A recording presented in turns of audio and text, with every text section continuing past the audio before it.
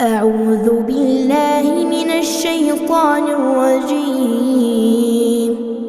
بسم الله الرحمن الرحيم. الحمد لله الذي أنزل على عبده الكتاب ولم يجعل له عوجا قيما لينذر بأسا شديدا من لدنه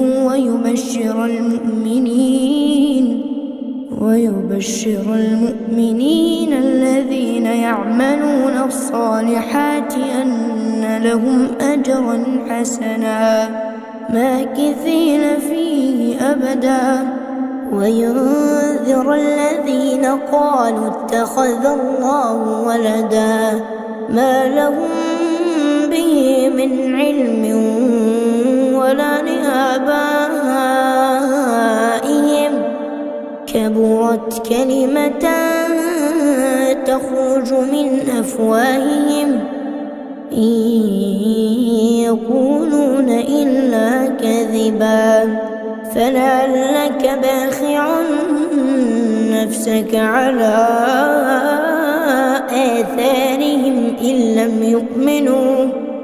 لم يؤمنوا بهذا الحديث أسفا إنا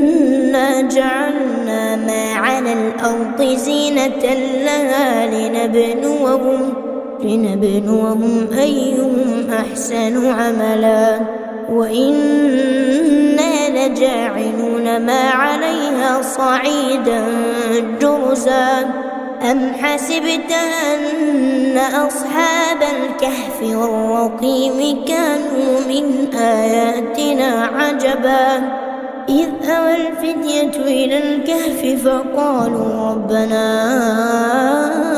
آتنا من لدنك رحمة وهيئ لنا من أمرنا رشدا فضربنا على آذانهم في الكهف سنين عددا ثم بعثناهم لنعلم أي الحزبين أحصى لما لبثوا أمدا نحن نقص عليك نبأهم بالحق إنهم فتية آمنوا بربهم وزدناهم هدى وربطنا على قلوبهم إذ قاموا فقالوا ربنا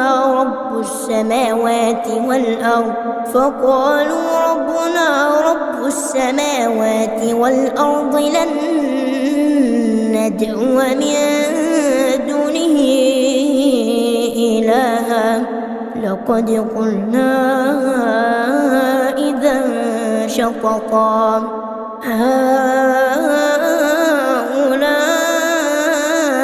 قوم اتخذوا من دونه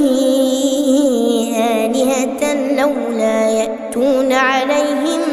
بسلطان بين فمن أظلم ممن افترى على الله كذبا وإذ اعتزلتموهم وما يعبدون إلا الله فأووا إلى الكهف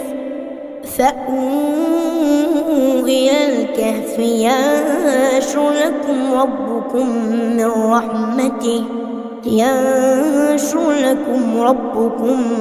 من رحمته ويهيئ لكم من أمركم مرفقا وترى الشمس إذا طلعت تزاور عن كهفهم ذات اليمين وإذا غربت تقرضهم ذات الشمال وهم في فجوة منه ذلك من آيات الله من يهد الله فهو المهتد ومن يضلل فلن تجد له وليا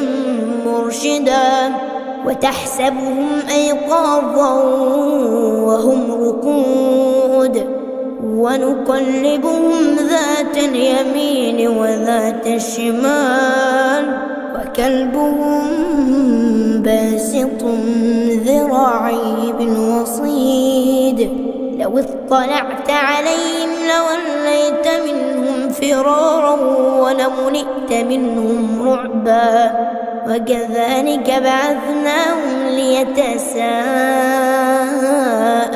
بينهم قال قائل منهم كم لبثتم قالوا لبثنا يوما أو بعض يوم قالوا ربكم أعلم بما لبثتم فابعثوا أحدكم بورقكم هذه إلى المدينة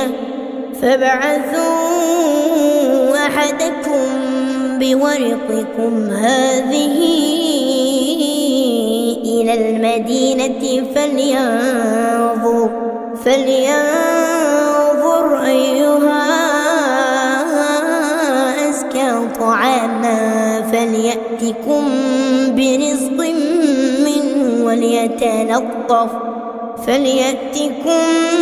برزق منه وليتلطف ولا يشعرن بكم أحدا إنهم إن يظهروا عليكم يرجموكم أو يعيدوكم في ملتهم ولن تفلحوا إذا أبدا وكذلك أعثرنا عليهم ليعلموا أن وعد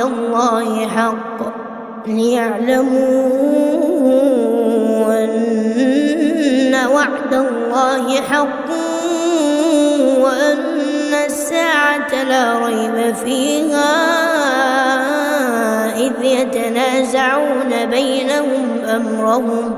إذ يتنازعون بينهم أمرهم فقالوا ابنوا عليهم بنيانا ربهم أعلم بهم قال الذين غلبوا على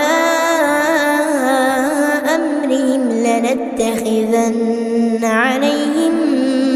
مسجدا سيقولون ثلاثة رابعهم كلبهم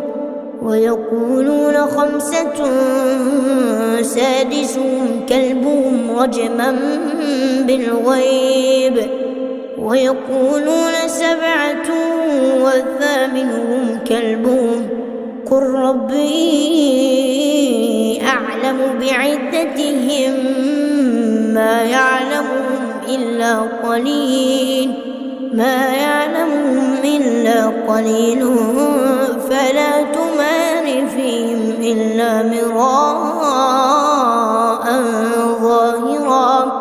فلا تمار فيهم إلا مراء ظاهرا ولا تستفت فيهم منهم أحدا ولا تقولن لشيء إني فاعل ذلك غدا إلا أن يشاء الله واذكر ربك إذا نسيت وقل عسى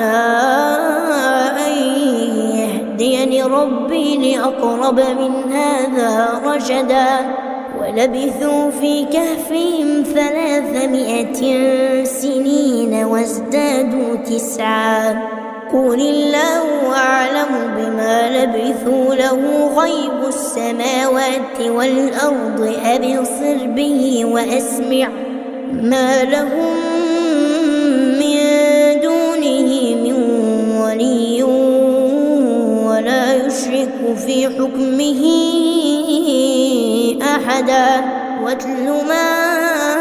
أوحي إليك من كتاب ربك لا مبدل لكلماته ولا تجد من دونه ملتحدا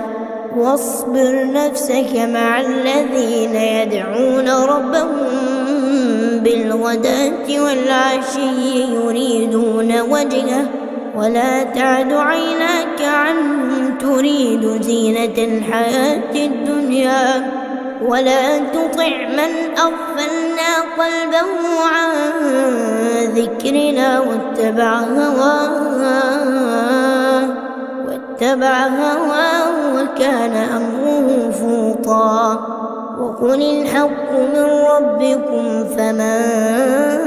شاء فليؤمن ومن شاء فليكفر. إنا أعتدنا للظالمين نارا أحاط بهم سرادقها وإن يستغيثوا يغاثوا بماء كالمهل يشوي الوجوه بئس الشراب وساءت مرتفقا. إن الذين آمنوا وعملوا الصالحات إنا لا نضيع أجر من أحسن عملا. أولئك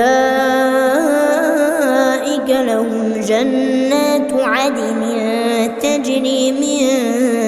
تحتهم الأنهار يحلون فيها من أساور من ذهب ويلبسون ثيابا خضرا من سندس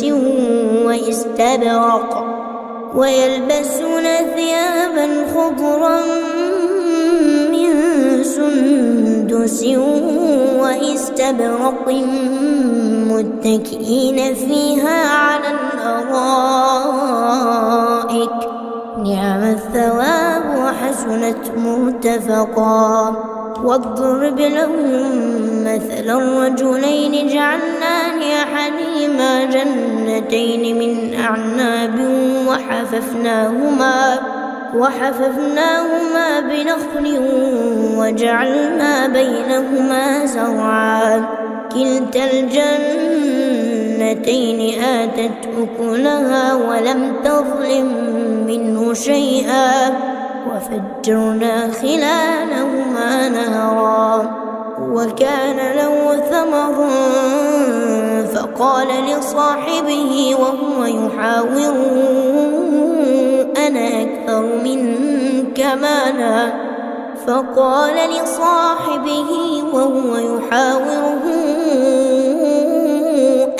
أكثر منك مالا وأعز نفرا. ودخل جنته وهو ظالم لنفسه قال ما أظن أن تبيد هذه أبدا وما أظن الساعة قائمة ولئن رددت إلى ربي لأجدن خيرا منها منقلبا. قال له صاحبه وهو يحاوره أكفرت بالذي خلقك من تراب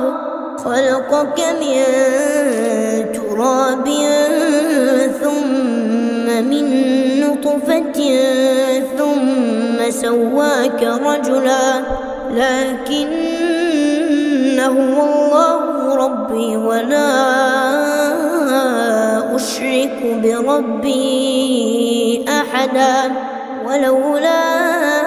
إذ دخلت جنتك قلت ما شاء الله لا قوة إلا بالله إن ترني أنا أقل منك مالا وولدا فعسى ربي أن يؤتيني خيرا من جنتك ويرسل عليها حسبانا من السماء فتصبح صعيدا زلقا أو يصبح ماؤها غورا فلن تستطيع له طلبا. وأحيط بثمره فأصبح يقلب كفيه على ما أنفق فيها وهي خاوية على عروشها ويقول يا ليتني لم أشرك بربي أحدا ولم تكن له فئة ينصرونه من دون الله وما كان منتصرا هنالك الولاية لله الحق هو خير ثوابا وخير عقبا واضرب لهم مثل الحياة الدنيا كماء أنزلناه من السماء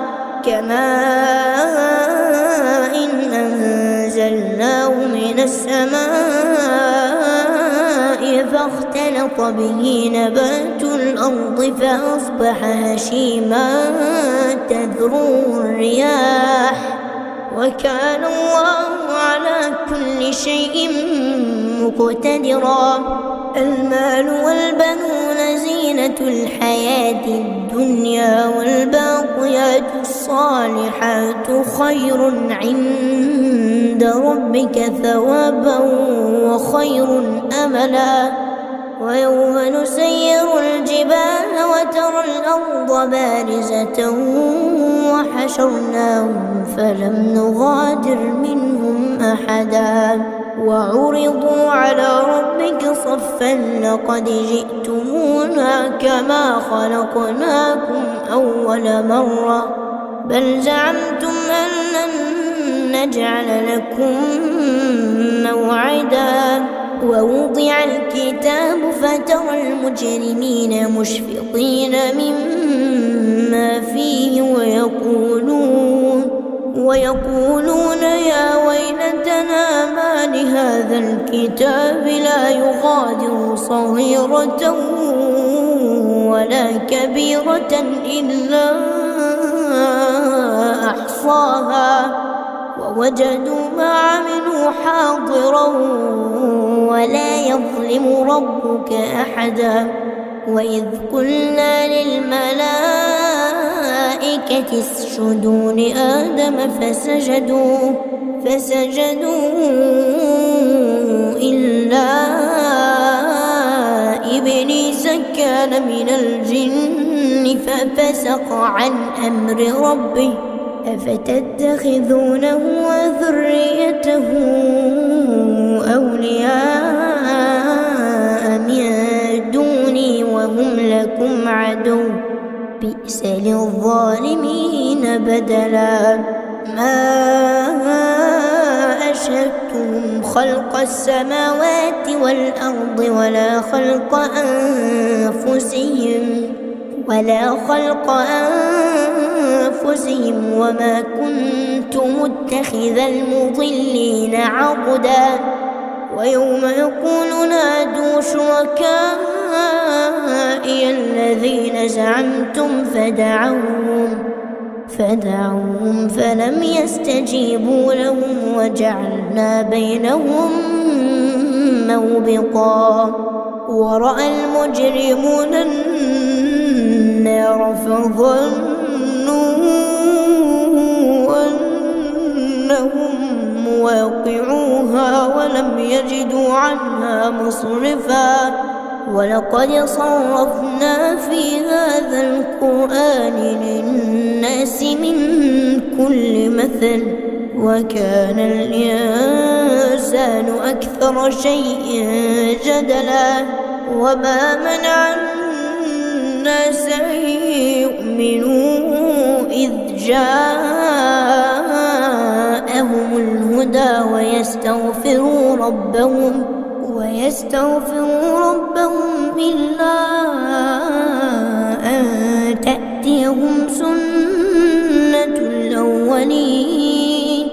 إلا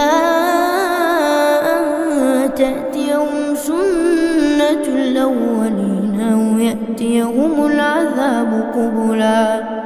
وما نرسل المرسلين إلا مبشرين ومنذرين ويجادل الذين كفروا بالباطل ليدحضوا به الحق واتخذوا آياتي وما أنذروا هزوا ومن أظلم ممن ذكر بآيات ربه فأعرض عنها ونسي ما قدمت يداه إنا جعلنا على قلوبهم أكنة أن يفقهوه وفي آذانهم وقرا وإن تدعوهم إلى الهدى فلن يهتدوا إذا أبدا وربك الغفور ذو الرحمة لو يؤاخذهم بما كسبوا لعجل لهم العذاب بل لهم موعد لن يجدوا من دونه موئلا وتلك القرى أهلكناهم لما ظلموا وجعلنا لمهلكهم موعدا وإذ قال موسى لفتاه لا أبرح حتى أبلغ مجمع البحرين أو أمضي حقبا فلما بلغا مجمع بينهما نسيا حوتهما فاتخذ سبيله في البحر سربا فلما جاوزا قال لفتاه آتنا غداءنا لقد لقينا من سفرنا هذا نصبا قال أرأيت إذ أوينا إلى الصخرة فإني نسيت الحوت وما أنسانيه إلا الشيطان أن أذكره واتخذ سبيله في البحر عجبا قال ذلك ما كنا نبغ فارتدا على آثارهما قصصا فوجدا عبدا من عبادنا آتيناه رحمة من عندنا وعلمناه من لدنا علما قال له موسى هل أتبعك على أن تعلمني مما علمت رشدا قال إنك لن تستطيع معي صبرا وكيف تصبر على ما لم تحط به خبرا قال ستجدني إن شاء الله صابرا ولا أعصي لك أمرا قال فإن اتبعتني فلا تسألني عن شيء حتى أحدث لك منه ذكرا فانطلقا حتى إذا ركبا في السفينة خرقها قال أخرقتها لتغرق أهلها لقد جئت شيئا إمرا قال ألم أقل إنك لن تستطيع معي صبرا قال لا تؤاخذني بما نسيت ولا ترهقني من أمري عسرا فانطلقا حتى إذا لقيا غلاما فقتله قال أقتلت نفسا زكية بغير نفس لقد جئت شيئا نكرا قال ألم أقل لك إنك لن تستطيع معي صبرا قال إن سألتك عن شيء بعدها فلا تصاحبني قد بلغت من لدني عذرا فانطلقا حتى إذا أتيا أهل قرية استطعما أهلها فأبوا أن يضيفوهما فوجدا فيها جدارا يريد أن ينقض فأقامه قال لو شئت لاتخذت عليه أجرا قال هذا فراق بيني وبينك سأنبئك بتأويل ما لم تستطع عليه صبرا أما السفينة فكانت لمساكين يعملون في البحر فأردت أن أعيبها وكان وراءهم ملك يأخذ كل سفينة غصبا وأما الغلام فكان أبواه مؤمنين فخشينا أن يرهقهما طغيانا وكفرا فأردنا أن يبدلهما ربهما خيرا منه زكاة وأقرب رحما وأما الجدار فكان لغلامين يتيمين في المدينة وكان تحته كنز لهما وكان أبوهما صالحا فأراد ربك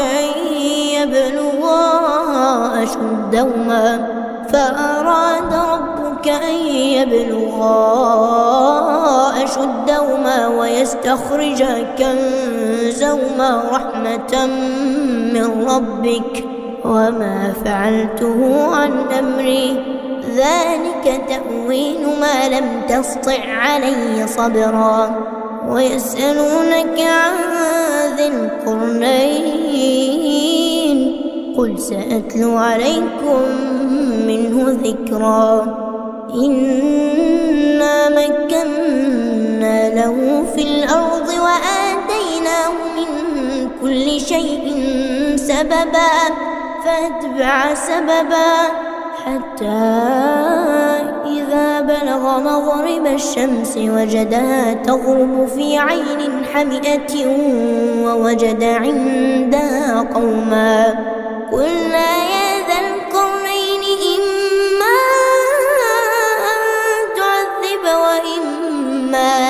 أن تتخذ فيهم حسنا قال أما من ظلم فسوف نعذبه ثم يرد إلى ربه فيعذبه عذابا نكرا وأما من آمن وعمل صالحا فله جزاء الحسنى وسنقول له من أمرنا يسرا ثم أتبع سببا حتى إذا بلغ مطلع الشمس وجدها تطلع على قوم لم نجعل لهم من دونها سترا كذلك وقد أحطنا بما لديه خبرا ثم أتبع سببا حتى إذا بلغ بين السدين وجد من دونهما قوما لا يكادون يفقهون قولا قالوا يا ذا القرنين إن يأجوج ومأجوج مفسدون في الأرض فهل نجعل لك خرجا على أن تجعل بيننا وبينهم سدا قال ما مكني فيه ربي خير فاعينوني بقوة أجعل بينكم وبينهم ردما آتوني زبر الحديد حتى إذا ساوى بين الصدفين قال انفخوا حتى إذا جعله نارا قال آتوني افرغ عليه قطرا فما استطاعوا أن يظهروه وما استطاعوا له نقبا قال هذا رحمة من ربي فإذا جاء وعد ربي جعله دكاء وكان وعد ربي حقا وتركنا بعضهم يومئذ يموج في بعض ونفخ في الصور فجمعناهم جمعا وعرضنا جهنم يومئذ للكافرين عرضا الذين كانت أعينهم في غطاء عن ذكري وكانوا لا يستطيعون سمعا أفحسب الذين كفروا أن يتخذوا عبادي من دوني أولياء إنا أعتدنا جهنم للكافرين نزلا قل هل ننبئكم بالأخسرين أعمالا الذين ضل سعيهم في الحياة الدنيا وهم يحسبون أنهم يحسنون صنعا أولئك الذين كفروا بآيات ربهم ولقائه فحبطت أعمالهم فلا نقيم لهم يوم القيامة وزنا ذلك جزاؤهم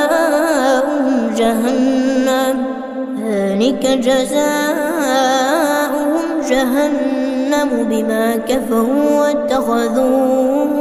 آياتي ورسلي هزوا إن الذين آمنوا وعملوا الصالحات كانت لهم جنات الفردوس نزلا خالدين فيها لا يبغون عنها حولا قل لو كان البحر مدادا لكلمات ربي لنفد البحر قبل أن تنفد